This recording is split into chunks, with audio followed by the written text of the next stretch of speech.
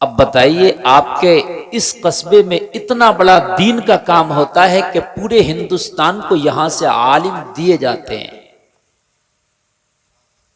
बात है कि नहीं?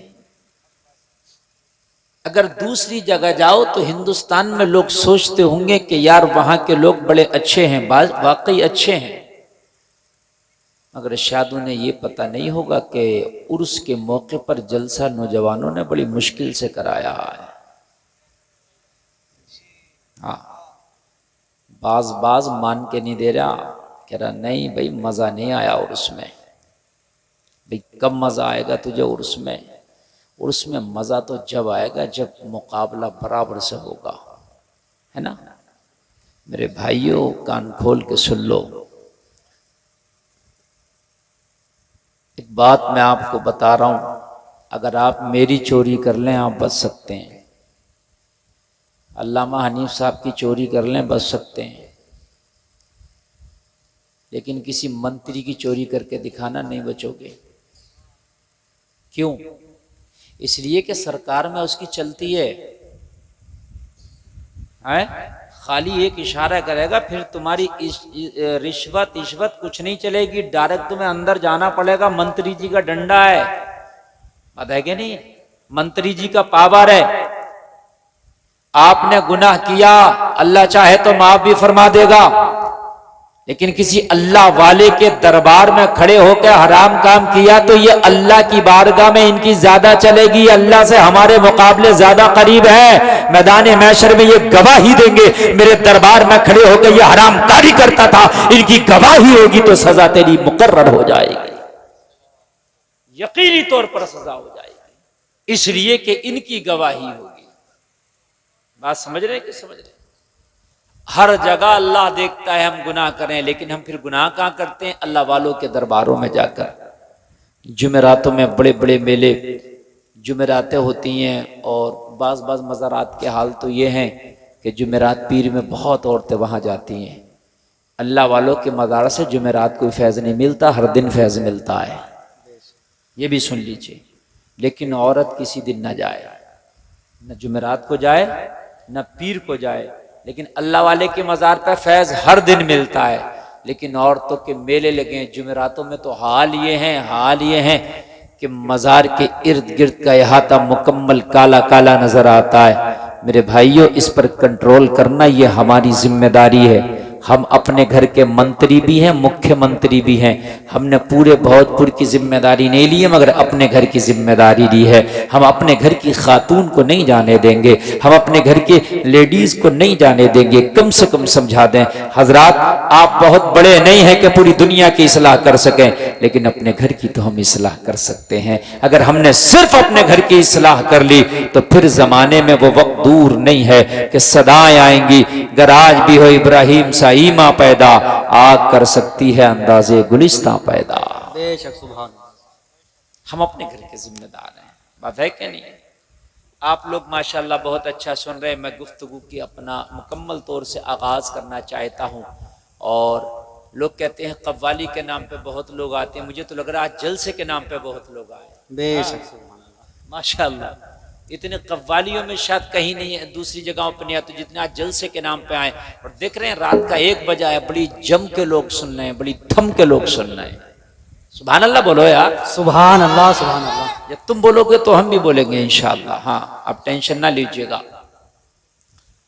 हज़रत मौलाना हनीफ साहब क़िबला ये बड़ी काबिल शख्सियत हैं, और मेरे बहुत सारे प्रोग्रामों में हज़रत से मुलाकातें होती रहती हैं। अखलाक के पैकर हैं ये, और माशाअल्लाह बड़े मुशफ़िक़ व मेहरबान है, अल्लाह सलामत रखे। अल्लामा अशफ़ाक़ साहब क़िबला तशरीफ़ रखते थे, अभी हज़रत तशरीफ़ ले गए। बहुत काबिल शख्सियत माशाअल्लाह। ये ऐसे ऐसे लोग आपके इस सरज़मीन पर पाए जाते हैं और यहाँ मौजूद हैं।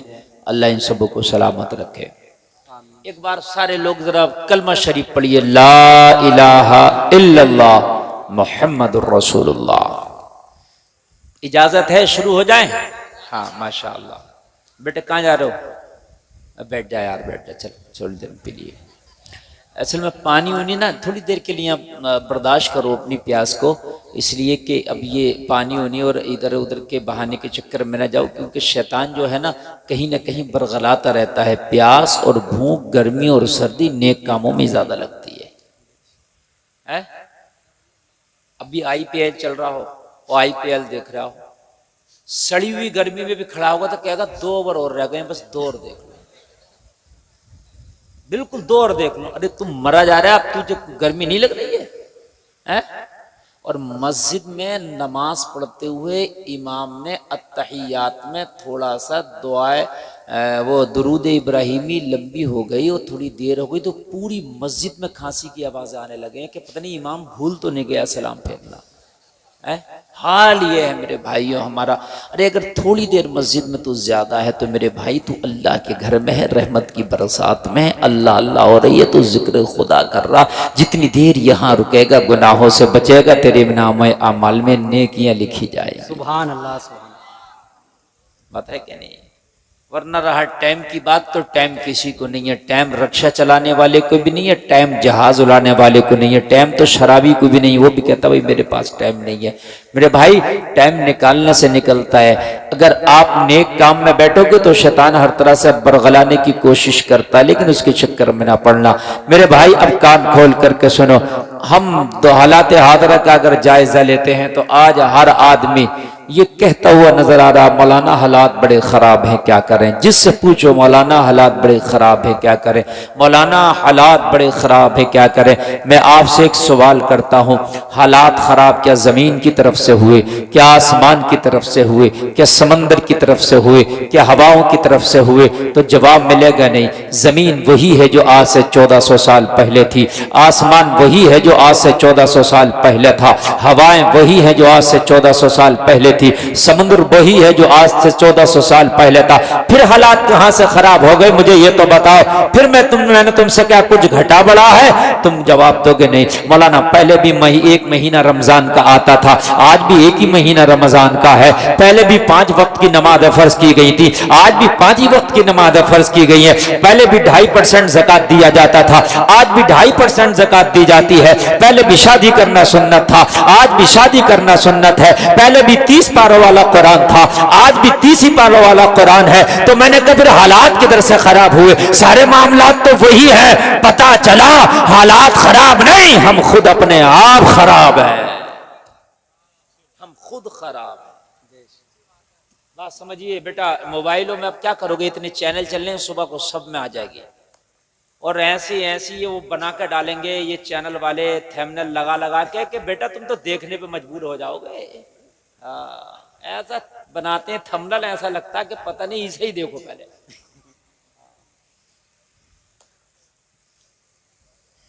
तो तवज्जो करें आप अपने मोबाइल में लाइव सुनने, सामने से सुने आप।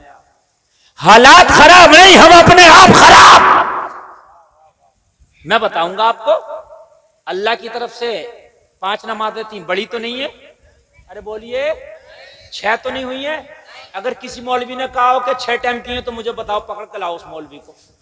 है अगर बढ़ जाती 1 टाइम की तो कहते हजरत क्या करें, पहले के लोगों के मजे थे, 5 टाइम की पढ़ते थे, अब तो 6-7 टाइम की हो गई, कहां पढ़ी जा रही है? लेकिन उतनी है ना जितनी पहले उन्होंने पढ़ी।